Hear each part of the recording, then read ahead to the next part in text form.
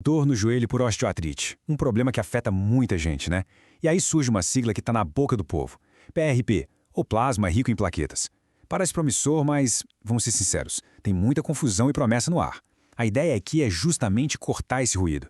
A gente vai mergulhar num estudo feito por especialistas do mundo todo para finalmente entender. Afinal, quando que o PRP é a jogada certa? Pois é, essa é a pergunta que não quer calar, né? A ideia é fantástica, usar o nosso próprio corpo para se curar. Mas a dúvida que fica é, isso funciona para todo mundo? Em qualquer situação? É exatamente isso que a gente vai investigar agora, olhando o que os dados dizem.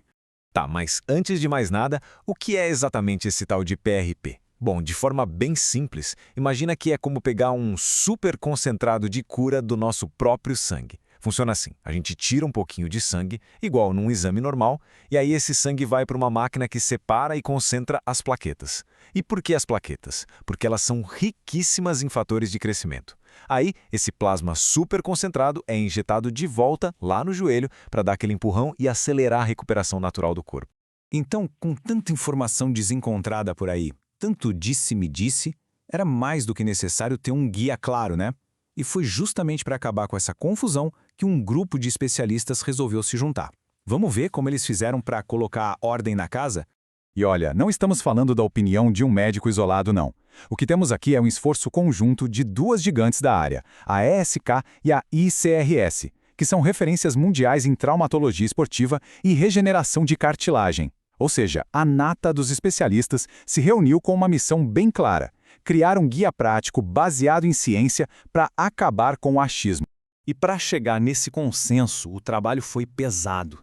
Eles não fizeram só uma análise por cima, não. Foram, pasmem, 216 cenários clínicos diferentes, analisados um por um. Cada cenário desses era como se fosse um paciente diferente, sabe? Com idades distintas, gravidades diferentes da doença, históricos de tratamento variados, um trabalho realmente minucioso.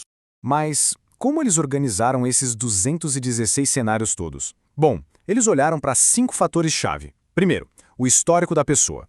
O PRP seria a primeira tentativa de tratamento ou já tinham tentado outras coisas antes? Segundo, a idade. Terceiro, qual parte específica do joelho estava sendo afetada? Quarto, um ponto super importante, o grau da osteoartrite, se era leve ou já avançada. E por último, o joelho estava inchado ou não.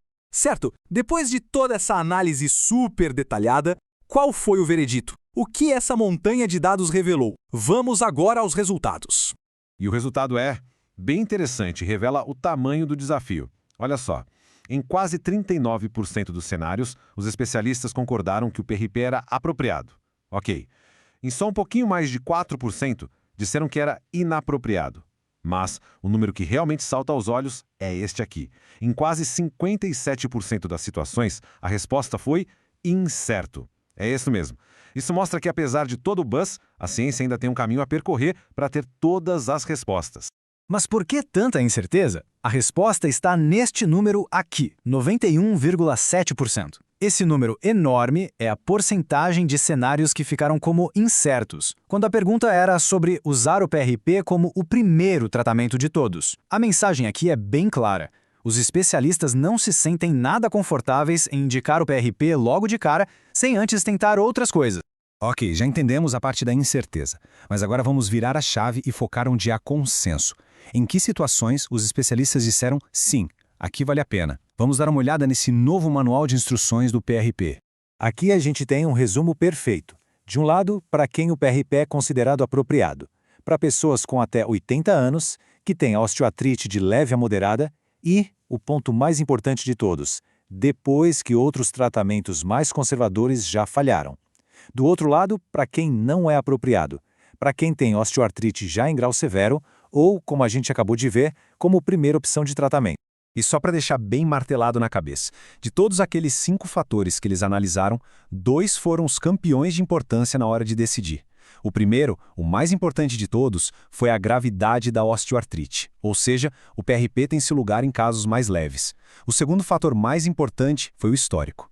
De novo, o PRP entra em campo como um tratamento de segunda linha, não como titular absoluto. Beleza, então. O que a gente leva de tudo isso para a vida real? Vamos agora juntar as peças e criar um guia prático com os pontos principais para ajudar na hora de conversar com um profissional de saúde. Dá para resumir tudo em 3 regras de ouro, digamos assim. Regra número 1. PRP não é a primeira opção. Tratamentos mais simples, como fisioterapia, vêm antes. Regra número 2. O estágio da doença manda no jogo. Os melhores resultados aparecem em casos de osteoartrite leve a moderada. E regra número 3. A ciência não para. As coisas estão sempre mudando, então a orientação de um bom profissional é absolutamente essencial. E olha só que interessante, uma citação do próprio artigo para fechar. Os autores dizem que esse consenso é uma referência útil para a prática clínica. O que isso quer dizer? Que o objetivo deles não era cravar um sim ou não definitivo, mas sim criar um mapa, um guia para ajudar médicos e pacientes a navegarem juntos nesse assunto tão complexo que é o tratamento com PRP. Afinal, PRP pode ser uma opção? A resposta, como a gente viu, não é um simples sim ou não. É mais um depende, e muito das condições certas. A grande sacada desse estudo, no fim das contas, é o poder da informação. Tendo um guia como este, baseado em evidências, a conversa sobre como tratar a dor no joelho fica muito mais clara, mais focada e, com certeza, muito mais produtiva.